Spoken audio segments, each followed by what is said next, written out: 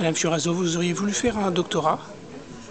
Alors moi, il se trouve que j'étais très indépendante quand j'étais plus jeune et que mes parents étaient normaliens, donc je voulais faire tout sauf leur parcours. Vous voyez, j'avais un peu le sens de l'indépendance et de la contradiction, donc j'ai voulu travailler vite.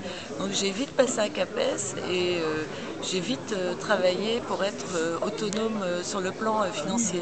Et maintenant, je me dis que oui, que bon, si j'étais pas ministre, je ferais encore volontiers un doctorat parce que je l'ai pas dit, je peux pas tout dire, mais la formation tout au long de la vie doit être appropriée aussi par les universités.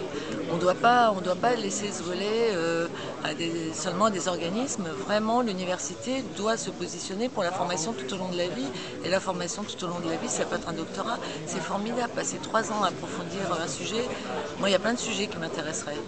Ce serait quel sujet, par exemple, justement? Pour l'office parlementaire, j'ai fait tout un rapport sur la biologie de synthèse. Ça m'a passionnée, je ne suis pas biologiste, mais en allant voir tous les laboratoires, en comprenant les enjeux, si ce n'est tous les mécanismes scientifiques, mais de la profondeur scientifique, mais je me suis passionnée pour ça. Donc tout ce qui concerne finalement le fonctionnement du cerveau, les biotech, tout ce qui concerne les sciences de la vie m'a absolument passionnée. Et j'ai eu la chance finalement ensuite de pouvoir compenser ces études que j'ai pas poursuivies au-delà du master et du CAPES. J'ai pu compenser finalement à l'office parlementaire ou dans ma fonction d'élu, puisque j'ai présidé aussi pendant 8 ans le pôle d'innovation Minatech, en micro-nanotechnologie. Donc finalement j'ai compensé ce que j'ai pas pu faire par la pratique, mais si j'avais 3 ans libres, j'adorerais ça.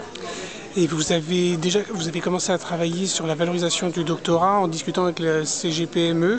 En discutant avec la CGPME, le MEDEF, et puis en donnant l'exemple dans la haute fonction publique d'État. Donc nous avons engagé un dialogue avec chaque grand corps pour pouvoir intégrer les docteurs dans la fonction publique, la haute fonction publique d'État.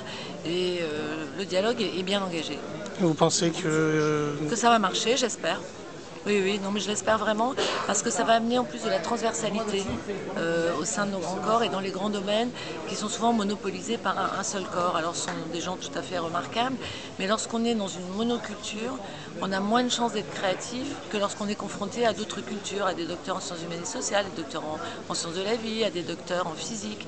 Et je trouve que la confrontation des cultures est toujours bénéfique à la créativité. Or, nous sommes dans un monde en pleine mutation, et quand il faut prendre des décisions à un haut niveau, c'est bien d'être conscient de cette mutation du monde, et on trouve d'autant plus finalement de solutions innovantes et créatives qu'on les trouve avec des gens qui ont une culture différente. Donc je suis à fond en faveur du décloisonnement, et c'est une forme de décloisonnement. vous avez parlé du CIFRE, vous en êtes assez contente. Et Oui. est-ce que vous pensez qu'il serait possible de faire ce genre de choses, de subventionner l'insertion, l'aide à l'insertion de docteurs pour les petites entreprises notamment qui n'ont pas les moyens de... En fait, les conventions CIFRE, c'est ça, hein. Ce sont des docteurs en alternance. Des doctorants. Des doctorants. Oui. Alors que les docteurs, Alors, c'est une fois le mais diplôme. oui, mais qu'est-ce qu'on fait une fois qu'on a eu un docteur pendant 3 ans et qu'il est intégré dans l'entreprise et qu'il s'est attaché à l'entreprise? On l'embauche. Moi, j'ai travaillé dans une start-up il y a 20 ans, on était un peu précurseur. Et il y a 20 ans, dans la start-up dans laquelle j'ai travaillé pendant 6 ans, on a intégré et embauché 3 conventions CIFRE, 3 docteurs issus de conventions CIFRE. Dernier sujet qui n'a rien à voir, qui est très différent mais qui touche quand même à l'enseignement supérieur, c'est le harcèlement sexuel dans l'enseignement supérieur. Est-ce que vous pensez qu'il y aura des avancées?